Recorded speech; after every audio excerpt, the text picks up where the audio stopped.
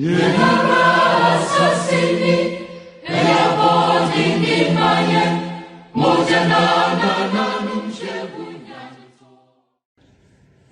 fellow Ghanaians in the diaspora.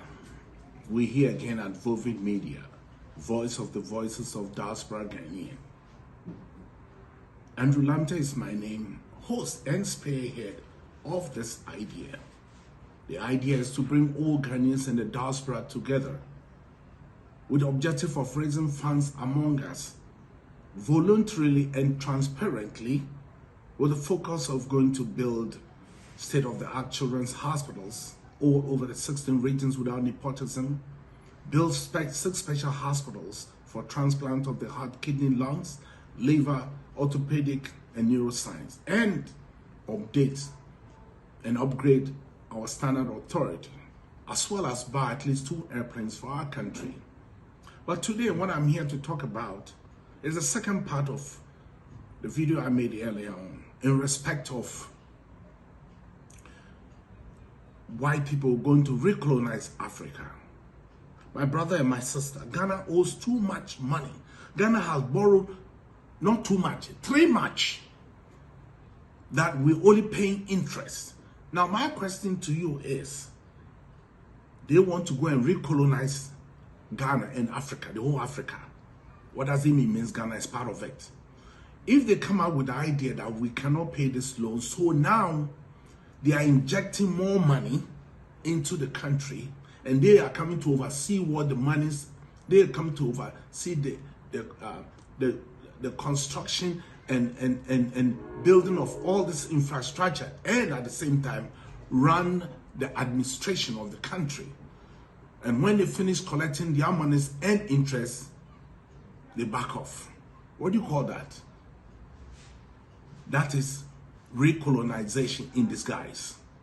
Now, let me make it simple for us. Now, you realize in Bank of Ghana, the monies that they borrow from IMF has representative right there, has an office in Bank of Ghana. Now, any transactions that goes on must go through this small office from IMF. What do they have there? They maybe have men with bachelor's degree in economics and finance, bachelor's degree, and we have somebody with a PhD, Dr. Anderson. What does that tell you? If they have a representative to check how we use the monies, that means that Dr. Anderson himself, he ain't shit. That's what it means. Simple, plain and simple. Plain and simple. No question about it. So if they turn around and say, now we've invested too much in your country, we've given you too much loan, we're coming to run the country, we're giving you more money to do this or do that. Our leaders, the politicians, they are quick to go for those money. They will come back and say, okay, we're going to run your country now. What is that? That is recolonization in disguise. Whatever they stole, what isn't enough. Whatever they took away isn't enough. What is still under the ground is more than what they took away. Now they're coming to run this thing. Does it make sense to you? This is because we put in reckless men and women as our leaders who can't even manage the country, who are only here to defraud the country, who are only here, who have PhD in corruption. My brother, my sister, we need to be part. We need to wake up and be part of this agenda of going to help Ghana, so that we don't fall part of this thing. How do we do it? How do we do it? My brother, my sister, after we have finished contributing towards our efforts, or whilst we are doing, maybe alongside, we need to contribute. Not only us, as well as all Ghanaians in Ghana.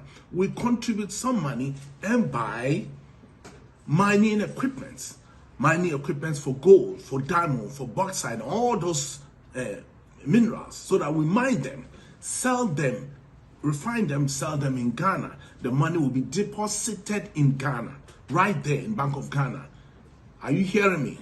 Wow. And then we give all Ghanaians, to me, all Ghanaians must be given some form of benefit from all this. Every Ghanaian from Adam to Eve, every Ghanaian, from Mary to Cecilia, from Adua to Echan, from Dede to Amanua, every Ghanaian must be given some form of allowance. Every Ghanaian must have a card, and every month, some money is deposited on the Ghanaian's card to elevate us from this sort of abject poverty and penury. Look, the Saudis, when they sell the petrol and all that, they give monies to their countrymen, men and women. So nobody's a poor man. Those in the Emirates, they do the same thing. Why is it that with us, only a handful of people mine this gold and minerals, including some of the politicians, and have something called galamsey, and the money just remain with very few handful of people, and all the rest of the country is left in abject poverty, desolate life. Young girls have turned into prostitution, have to sell themselves just to make a living. Other big men will use them. My brother, my sister, it's about time we wake up. Let's wake up before it is too late. If the white man have started thinking like this, is talking like this, they have started already. Let's wake up. I'll visit you in the third part. Thank you very much. Watch the video again. Watch the video and listen to them. I'm not saying it. They are saying it. Thank you. Then it's time for us to just put the imperial hat back on to say, we're going to govern those countries if you're incapable of governing yourselves, because enough is enough.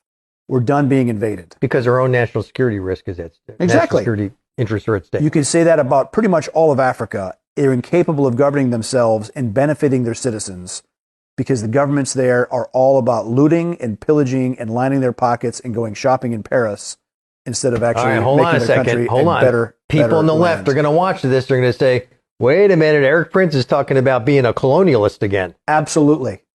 Yes.